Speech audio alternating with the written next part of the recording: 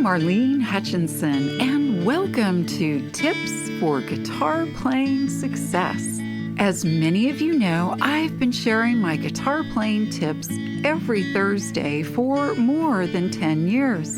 It's been my way to hopefully help you stay motivated, be inspired, and continue expanding your guitar playing journey. If you're interested in more learning resources, go to my website, marlenesmusic.com. And for anyone who's listening and feeling like you're missing out on all the guitar playing fun, you can easily get started with my super simple Learn to Play Guitar in a Day course. Now, on to today's tip. This podcast is brought to you in part by Gator.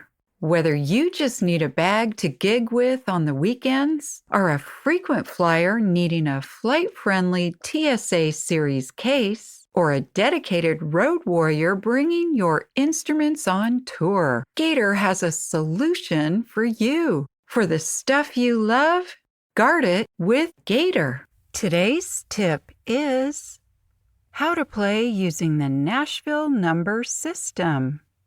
Have you ever heard of the Nashville Number System and wondered what it's all about? In this episode, I break down exactly what it is, why it's useful, and how you can start using it to play music more confidently, especially when playing with others. Whether you're new to music theory or just curious about this popular system, you'll come away with a good understanding and practical tips to start using it today. As always, a big shout out this week and thank you to our fellow guitarists joining us from Bolivia, Sweden, Vietnam, and Zimbabwe. Before we jump into this episode, can I ask you for a quick favor? Would you please tap the subscribe button right now? Because that's the easiest way that you can show support for this podcast and for me. And don't fret, because it's absolutely free to tap that button, and it will really help me to continue bringing episodes to you every single week on your favorite podcast channels like Apple, SiriusXM, Spotify, and YouTube. Thank you for tapping that subscribe button right now. I really appreciate your support. So, the Nashville Number System, also called NNS, is a simple, straightforward way to transcribe music. Basically, it's scales and chord progressions, but represented with the Arabic numbering system rather than Roman numerals. It was developed in the 1950s by Neil Matthews, a guitarist in the band The Jordanaires, as a simplified way to make music with other musicians.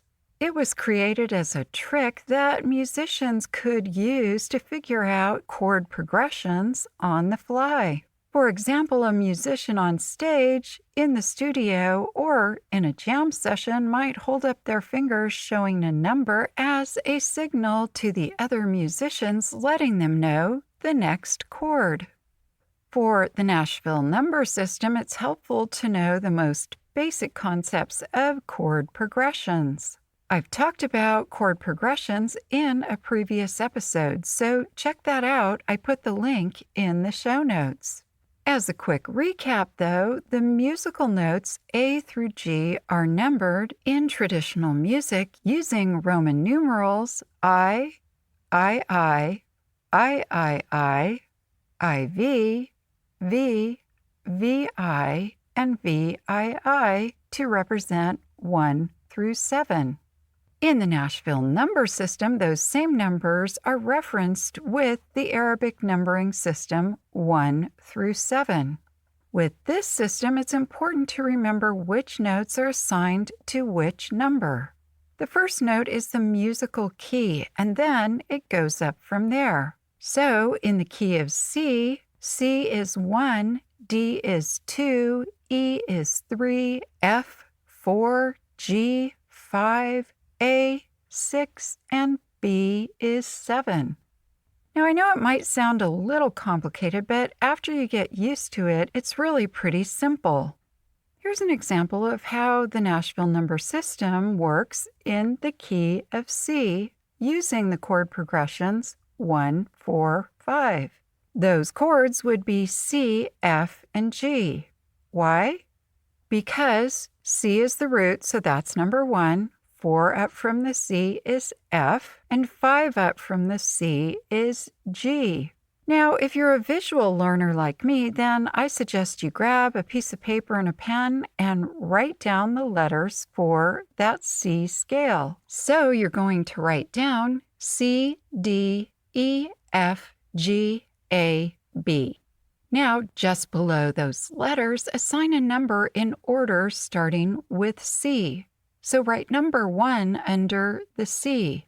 Continue the numbers in order below each letter. When you're done, the number 7 should be under the B. Now draw a circle around C1, F4, and G5. That's the 1, 4, 5 chord progression. Okay, just to give you a little more experience, let's try this in the key of D. The key or root note or chord becomes number 1. Using the same 1, 4, 5 chord progression in the key of D, the chords would be D, G, and A. D is the root, so that's number 1. G is 4 up from the root or up from the D, and then A is 5 up from the D. If you want to write this one down, write the letters starting with D. So D, E, F, G, A, B, and C, and the numbers 1 through 7 below them. Then circle the 1, 4, 5 chords. At this point, you might be thinking, well, how does this help when you're playing live with other musicians? I'm going to tell you. Let's say you're playing with others in the key of C and one of the musicians says or holds up 4 fingers. That's a quick signal to everyone to play the 4th chord in the progression, which is F. Then they might say or hold up 5 fingers. They are indicating that you should move to the G chord because that's the 5th chord. If they then say or hold up 4 fingers, you go back to F. And then they may say 1 or hold up 1 finger. So that means the C chord. It's a way to easily coordinate music with others in the moment without needing to stop your music to talk about it. So give it a try right now with me. If you need to, pause this episode and go grab your guitar. We'll start with the key of C. So C is 1. Now play 1, 4, 5. See if you remember which chords are 4 and 5. So you've probably already figured it out, but you'll be playing C, then F, then G.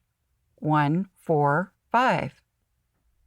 Let's try that same key of C, but with a different progression or sequence, like 4, 5, 1, 5. So the chords would be F, G, C, G.